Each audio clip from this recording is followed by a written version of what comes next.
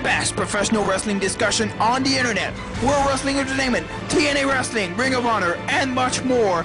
This, ladies and gentlemen, is In the Hot Seat with your host, Fort Miners Project.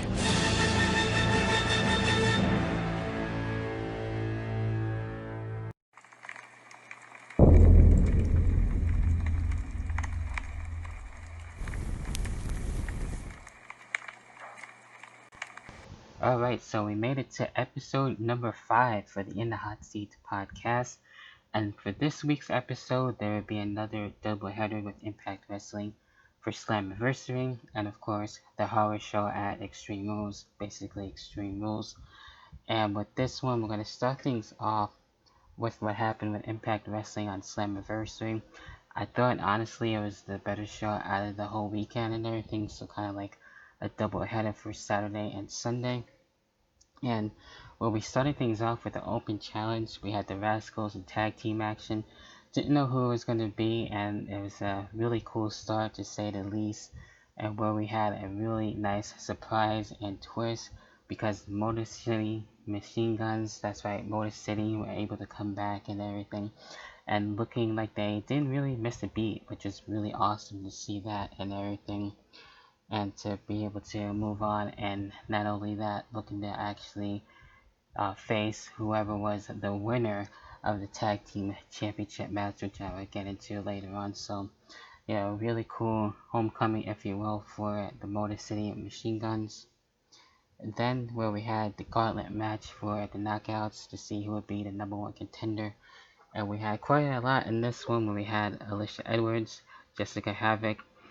We also had Kiera Hogan, Kimberly, Kylie Ray, Neva, of course, friends with Jessica Havoc, and as well we had Madison Rayne, Rosemary, Susie, Tasha Steelz, and Taya Valkyrie on this one, and a little run-in with Johnny Bravo, not once but twice, which is a little random, but hey, trying to help out Taya Valkyrie the best he could. And in the end, I was thinking it'd probably go to like Rosemary or something like that, but Kylie Ray actually wins and is the number 1 contender, so that's definitely something different. Want to see where that goes. Then we got the Impact World Tag Team Championships on the line. The North being able to be one of the longest running tag team champions, taking on Ken Shamrock and Sami Callihan, and who thought they would actually be a tag team and everything, try and get along, but the North actually somehow got away with the win. They were able to retain. That's pretty cool. Interesting there.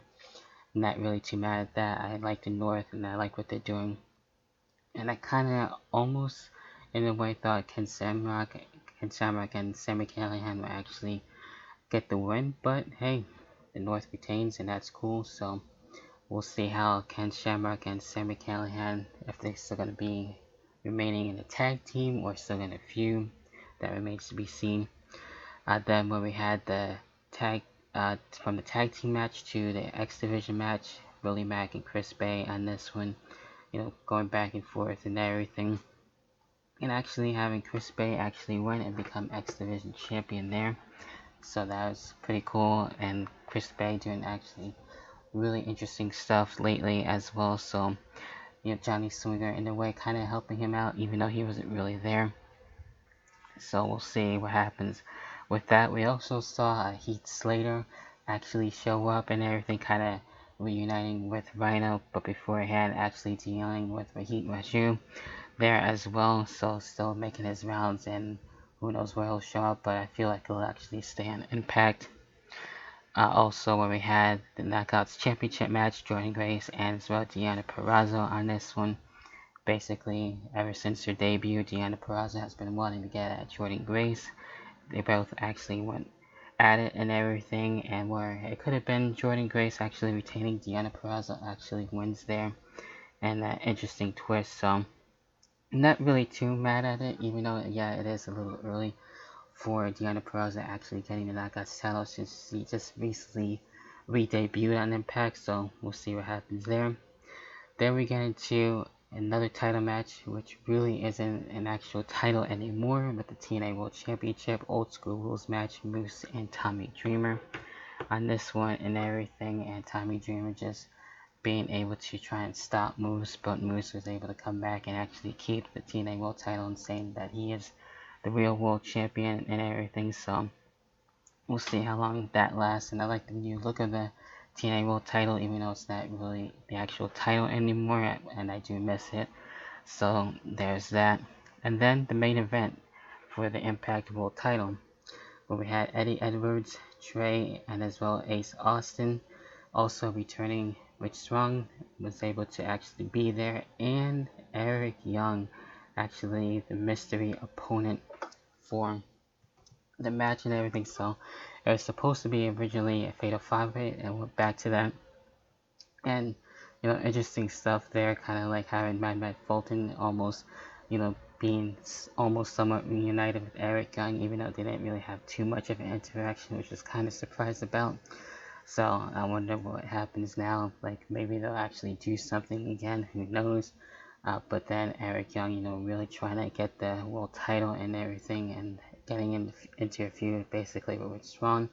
A lot of history, especially with Ace Austin, Eddie Edwards, and Trey as well.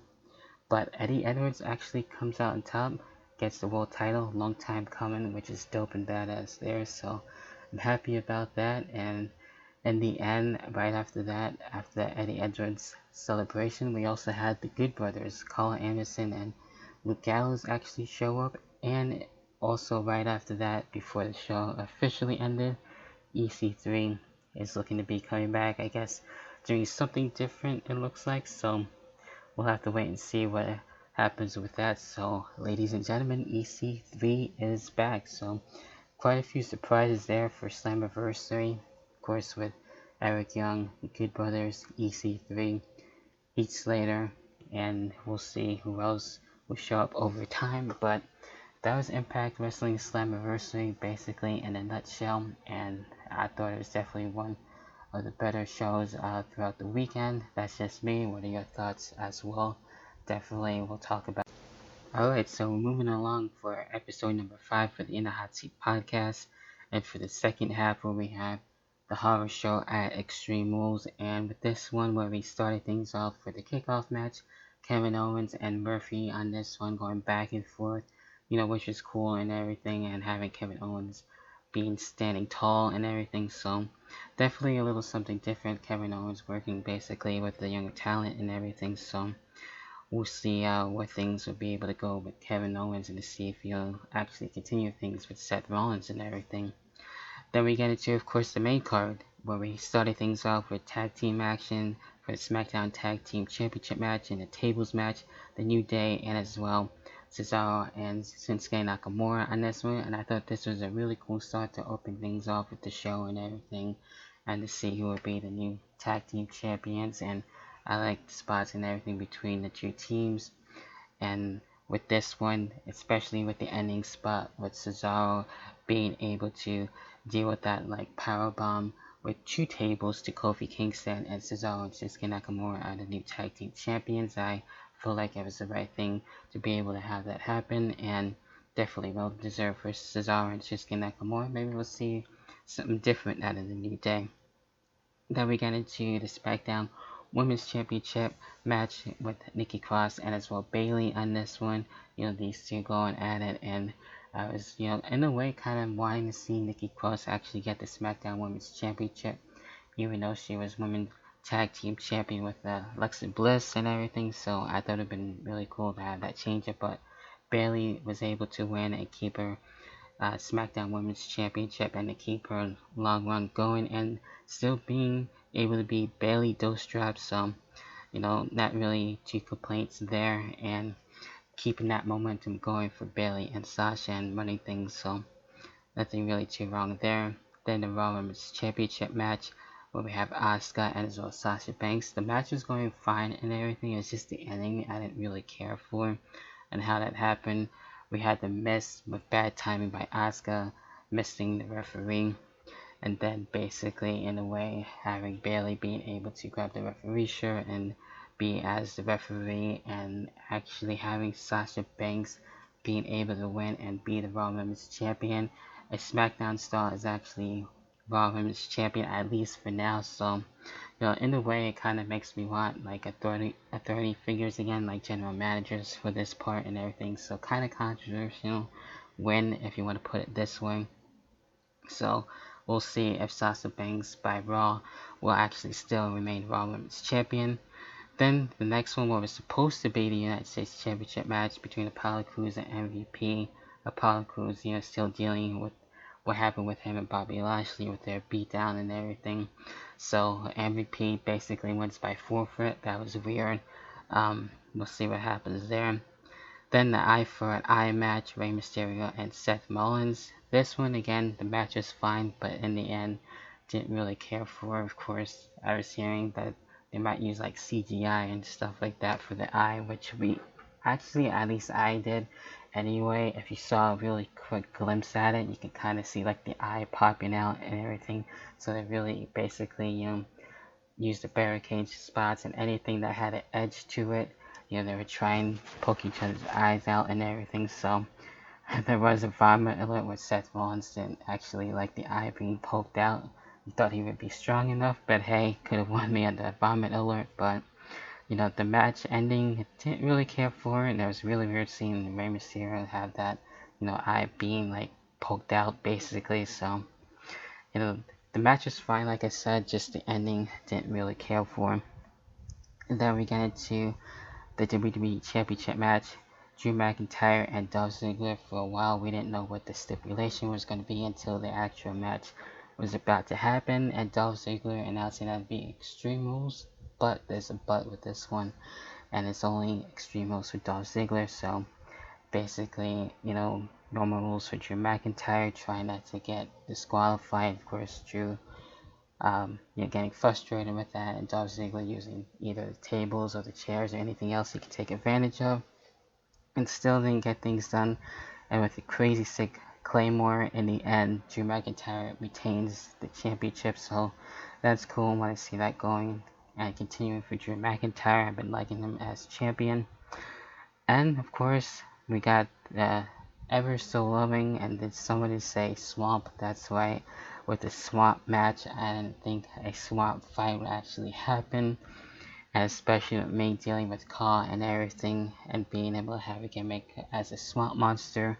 So this was really cool. I was really intrigued at what was going to be able to happen, how they were going to do this. Obviously, cinematic style. So we did actually see the swamp, and we saw Alexa Bliss get involved, trying to, hype up Braun Strowman, and, to stay, on the good side, if you want to put it that way, and to remind him of who he is and stuff like that as of yet. And with this one, we saw, other people get involved with fights and stuff like that.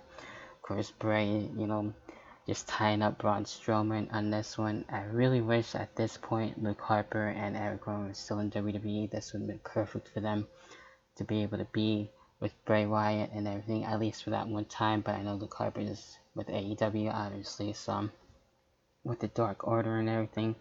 But the swamp fight and everything, the swamp match, wasn't bad. I thought it was actually pretty cool, and we were able to have, I guess you want to put it this way, Bray Wyatt actually winning with the fight inside the swamp and everything, and we had the Fiend show up.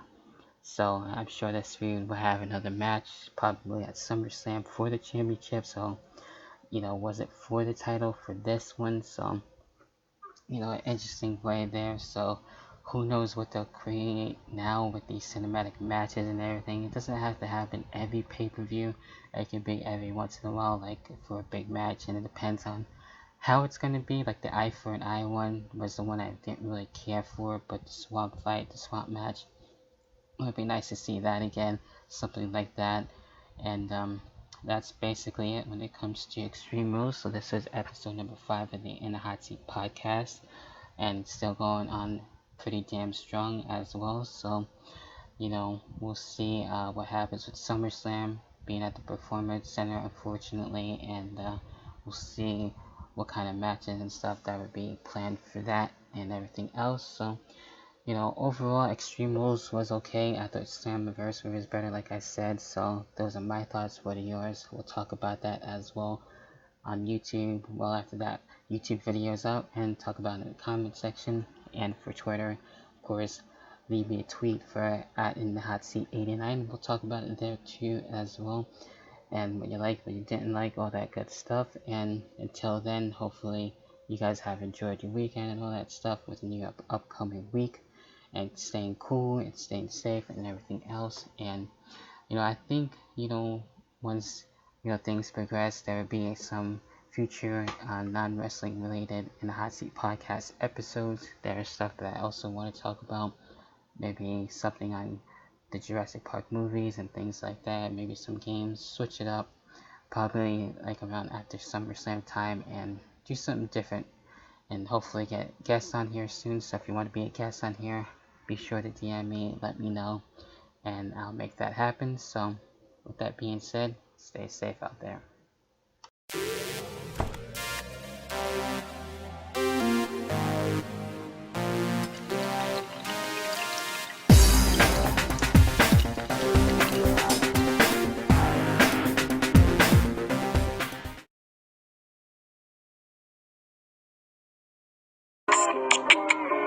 Okay, forget it, I got it.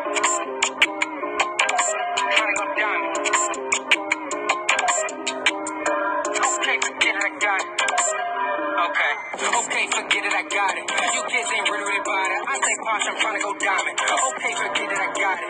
Okay, forget it, I got it. These boys ain't really about it. I say stop tryna overaccomplish. Okay, forget it, I got it. Don't worry, I got it for real. Don't worry, I'm honest as hell. Don't worry, I keep it a bill. Honestly, Phil, you finna go fail. So when you say my name, you better go chill. Never know when, you never know where, but chances are I run it in there. Something's weird, you shit in my tracks for a couple of years. Now you love it when you suckers appear. Think I got a motherfucking idea? Oh yeah, and I got another one here. Ain't for effort, but you never compare. I just got this devilish stare to what my reflection said in the mirror. But after this, but the all be